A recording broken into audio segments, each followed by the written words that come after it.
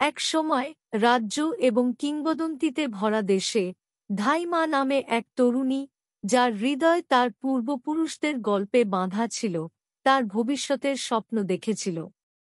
সে কেবল একজন সাধারণ মেয়ের চেয়ে বেশি আকাঙ্ক্ষা করেছিল। তিনি এমন একটি নাম চেয়েছিলেন যা শক্তি এবং রহস্যের সাথে অনুরণিত হবে।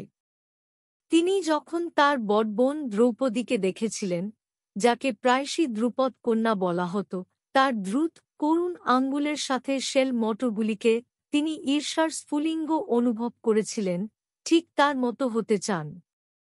দ্রৌপদী সুন্দরী এবং মহত্বের জন্য নির্ধারিত ছিল, একটি ভবিষ্যদ্বাণী দ্বারা চিহ্নিত একটি মেয়ে, যা বলে যে সে ইতিহাসের গতিপথ পরিবর্তন করবে। ধাইমা সাহায্য করতে পারেননি, কিন্তু ভাবছেন যে তিনি নিজেও নায়িকা হতে পারেন কিনা। রাজা দ্রুপদ, একজন পিতা যিনি তার সন্তানদেরকে তার অনন্য, কঠোর উপায়ে ভালোবাসতেন, দ্রৌপদীর জন্য রাজকন্যা যা চাইতে পারেন তার সবকিছুই দিয়েছিলেন। তবু ধাইমা তার হৃদয়ে একটি ব্যথা বয়ে নিয়েছিলেন, একটি অমীমাংসিত ব্যথা যা তিনি তার কাছ থেকে অনুভব করেছিলেন, এমন একটি প্রাথমিক প্রত্যাখ্যান থেকে উদ্ভূত হয়েছিল। বড় হওয়ার সাথে সাথে তিনি নিজেকে প্রতিশ্রুতি দিয়েছিলেন যে একদিন, যখন তিনি তার নিজের প্রাসাদ শাসন করবেন, তখন সবকিছু অন্যরকম হবে। দ্রৌপদী তার কালো ত্বকের সাথে প্রায়শই এমন একটি সমাজে স্থানের বাইরে বোধ করত যেটি শুধুমাত্র ফর্সা গাত্রবর্ণের উদযাপন করত। কিন্তু তিনি কৃষ্ণের সাহচর্যের সান্ত্বনা পেয়েছিলেন, যার নিজের ত্বক তার চেয়ে কালো ছিল। তিনি কি এমন একটি আভা বহন করেননি যা সামাজিক প্রত্যাশাকে অস্বীকার করতে পারে? যখন তিনি 4 বছর বয়সী হয়েছিলেন, সাহসে ভরা, ধাইমা কৃষ্ণকে জিজ্ঞাসা করেছিলেন যে তার মতো রাজকন্যা সত্যি ইতিহাস গঠন করতে পারে কিনা। সেই মুহূর্তে তিনি আশার আলো অনুভব করেছিলেন। দিনগুলি বছরগুলিতে পরিণত হওয়ার সাথে সাথে দ্রৌপদী একটি বিখ্যাত সৌন্দর্যে প্রস্ফুটিত হয়েছিল, এবং হঠাৎ করে একসময় অলক্ষিত মেয়েটি মনোযোগের কেন্দ্রবিন্দুতে পরিণত হয়েছিল। কৃষ্ণ তার খ্যাতির উত্থানকে আনন্দের সাথে দেখেছিলেন, যখন তাদের ভাইয়েনী ধার্মিকতা পছন্দ করতেন কিন্তু হাস্যরসের বোধ কম ছিলেন, আন্তরিকভাবে দেখেছিলেন।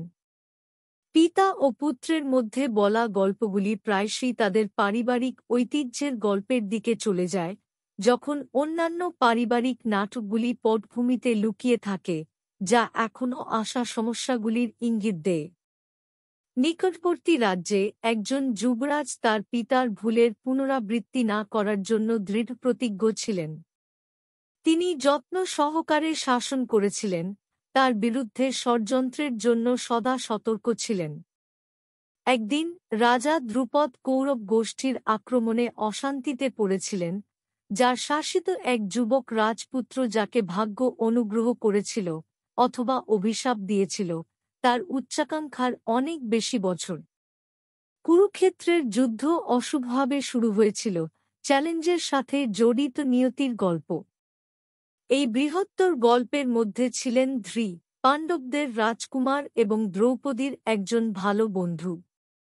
একজন প্রতিভাবান তরুণ যোদ্ধার সাথে একটি এনকাউন্টারে বন্দী, ধ্রি তার মাস্টারের বংশ এবং ভাগ্য সম্পর্কে অবিলম্বে প্রশ্ন করেছিলেন। এদিকে মনোযোগ দ্রৌপদীর দিকে প্রবলভাবে চলে গেল যখন তিনি স্বয়ম্বরের জন্য প্রস্তুতি নিচ্ছিলেন, একটি ইভেন্ট যা তার সম্ভাব্য সুটার্সকে দেখানোর জন্য ডিজাইন করা হয়েছিল। প্রতিযোগিতায় কে জিতবে তার ফিসফিস বাতাসে গুঞ্জন উঠল, এবং তার হৃদয় অনিশ্চয়তায় ঝাঁপিয়ে পড়ল। তিনি খুব কমই জানতেন যে চকচকে এবং সংগ্রামের মধ্যে একটি যুদ্ধ শুরু হবে, যেটি তার যত্ন নেওয়া সমস্ত কিছু নিয়ে যাবে এবং সারা দেশে একটি দাগ রেখে যাবে। স্বয়ম্বরের দিন ঘনিয়ে আসার সাথে সাথে দ্রৌপদী জানতেন তাকে একটি পছন্দ করতে হবে। তিনি একটি চিহ্ন তৈরি করতে দৃঢ়সংকল্পবদ্ধ ছিলেন, শুধুমাত্র নিজের জন্য নয়, তার মতো সমস্ত মহিলাদের জন্য, যারা শক্তিশালী এবং সম্মানজনক হিসাবে দেখতে চেয়েছিলেন। দ্রৌপদীর হাতের জন্য মামলাকারীদের প্রতিদ্বন্দ্বিতা করার সময় এসেছিল। এটি ছিল পাণ্ডুর পুত্র ৫ পাণ্ডব সহ তাদের চাচাতো ভাই কর্ণ, যারা উপস্থিত ছিলেন। দ্রৌপদী প্রতিটি প্রতিযোগীর দৃষ্টিতে দেখা, তাদের সম্ভাবনার পরিমাপ করে, তাদের সাহসিকতার মূল্যায়ন করে। রাজকুমারদের প্রচেষ্টা প্রশংসনীয় ছিল, কিন্তু শুধুমাত্র একজনই বিজয়ী হবে। ইভেন্টটি বিশৃঙ্খল হয়ে ওঠে যখন তারা বুঝতে পেরেছিল যে আবেগগুলি উচ্চ হয়ে গেছে। প্রতিটি উত্তেজনাপূর্ণ মুহূর্ত একটি ট্র্যাজেডির কাছাকাছি নিয়ে যায় যা ইস্পাত এবং শক্তির উজ্জ্বলতার মধ্যে ঘটেছিল।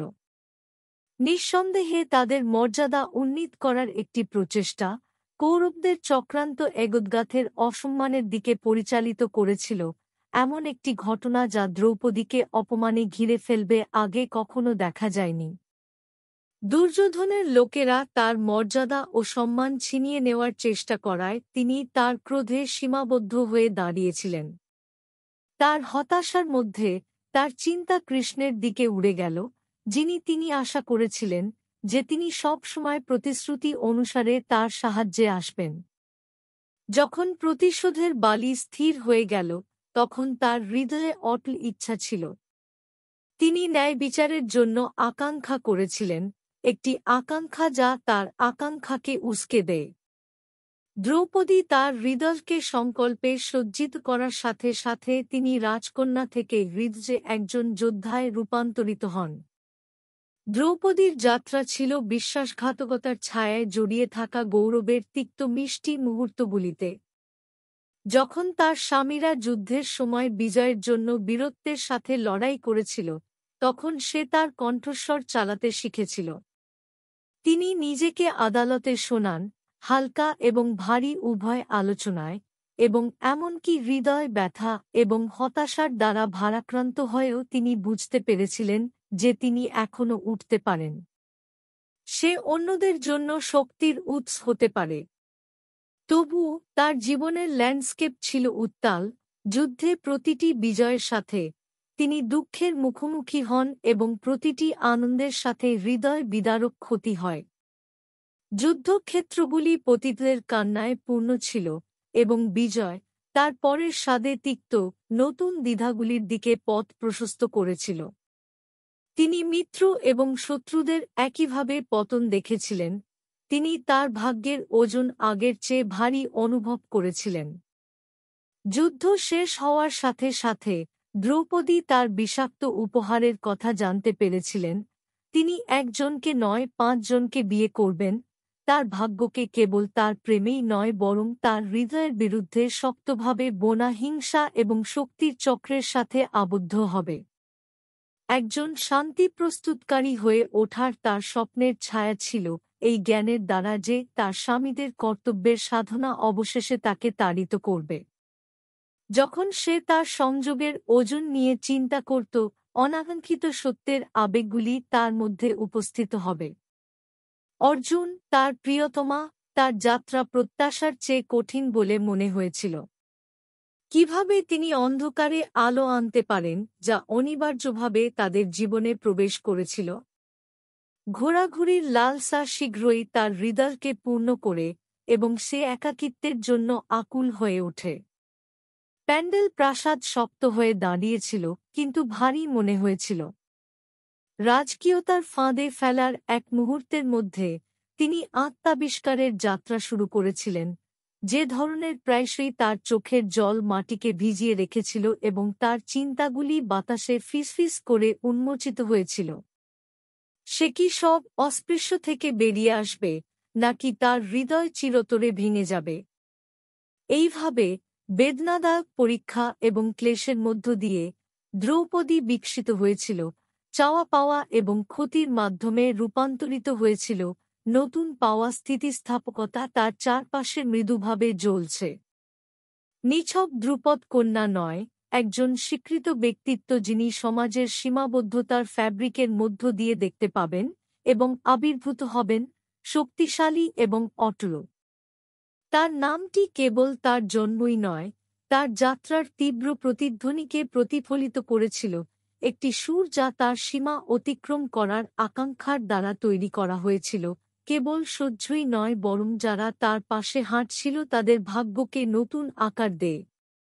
ট্র্যাজেডি তার আনন্দময় মুহূর্তগুলিকে অবিরত করবে, তবুও কৃষ্ণের দিকনির্দেশনা এবং তার অদম্য চেতনার সাথে দ্রৌপদী কেবল বেঁচে থাকবেন না বরং সমৃদ্ধ হবেন, শিখ রোপণ করবেন যা গল্পের জন্ম দেবে এখনো অজানা পাঠ যা অনন্তকালে প্রতিধ্বনিত হবে।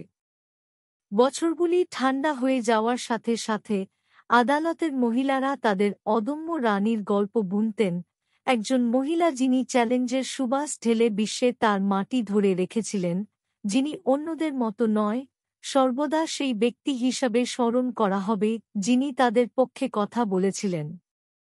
পারে না প্রতিটি যুদ্ধে পরাজিত বা জয়ী, দিগন্তের দিকে সেট করা প্রতিটি দৃষ্টিতে দ্রৌপদীর স্বপ্ন নতুনভাবে শুরু হয়েছিল।